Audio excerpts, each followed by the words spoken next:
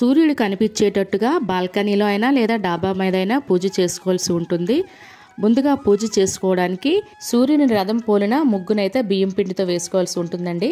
తర్వాత మనము సూర్య భగవానుడికి నైవేద్యం ప్రత్యేకించి ఇత్తడి పాత్ర ఉండేలా చూసుకోవాలండి. లేదు అంటే కొత్తది మట్టి పాత్ర అయినా పర్వాలేదు. లేదు మాకు ఇత్తడిది వాడింది ఉందనుకుంటే ఇలా పసుపు రాసి బొట్లు పెట్టి మనము ఆవు పాలు మాత్రమే చేసి నైవేద్యం చేసుకోవాల్సి ఉంటుంది.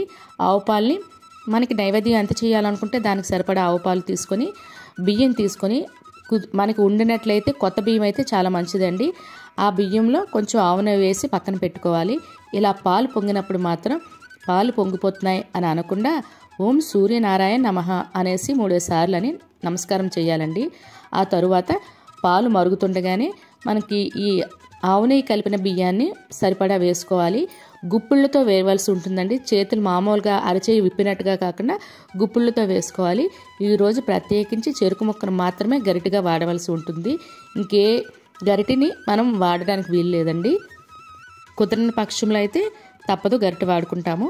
మనం బియ్యం బాగా ఉడికింది అన్న తర్వాత ఇలా బెల్లాన్ని అయితే కలుపుకోవాల్సి ఉంటుంది. ప్రత్యేకించి రథసప్తమి రోజు చేసి ఈ నైవేద్యంలో మాత్రం ఈ ప్రసాదంలో మనము యాలకులు కానీ జీడిపప్పులు ఇలా ఇంకేమీ కలపమండి. ఓన్లీ బెల్లము, బియ్యము, నెయ్యి, ఆవు నెయ్యి, పాలు, ఆవు పాలు ఇవేనండి కలుపుతాము. మనకి కర్రల పొయ్యి మీద ఉండి కుదిరితే ఆవు పిడకలతో చక్కగా చేసుకోవచ్చండి. ఆవు పిడకలు కూడా మనం సంక్రాంతికి పెట్టిన గొబ్బెమ్మలు ఉంటాయి కదండి, వాటిని పిడకలుగా చేసి ఇప్పుడు వాడుకుంటాం అన్నమాట. ఇది రథసప్తమి నైవేద్యం అండి. మరి పూజా విధానం కూడా ఎండ్ కార్డ్స్లో పెడతాను, ఎవరికైనా అవసరం అనుకుంటే చూడండి. ధన్యవాదములు.